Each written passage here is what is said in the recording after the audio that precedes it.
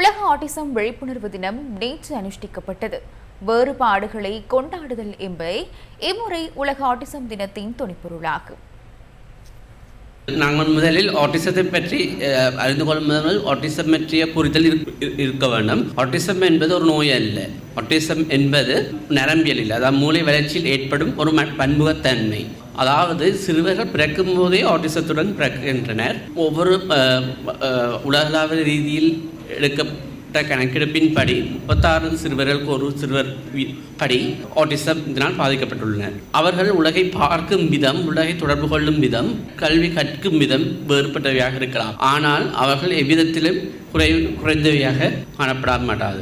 சுகாதார அமைச்சின் முக்கிய நோக்கம் ஆட்டிசத்தை குணப்படுத்துவது மட்டுமல்ல, ஆட்டிசம் நோயுள்ள குழந்தைகள் மற்றும் குடும்பங்களுக்கு ஆதரவுகளை வழங்கி அவர்களின் சுகாதாரத்தை மேம்படுத்துவதுடன் அவர்கள் நாளாந்த செயற்பாடுகள் செய்து கொள்வதற்கான உறுதுணையாக உதவிகளை செய்து வருகிறது. சுகாதார அமைச்சின் மூலம் இளம் வயதிலேயே ஆட்டிசத்தை கண்டறிதல் மற்றும் அதற்கான சிறப்பு சிகிச்சை மையங்களை உருவாக்குதல், சிறப்பு சிகிச்சை வழிகாட்டிகளை உருவாக்குதல் போன்ற பல விடயங்கள் நடந்து கொண்டு வருகின்றது.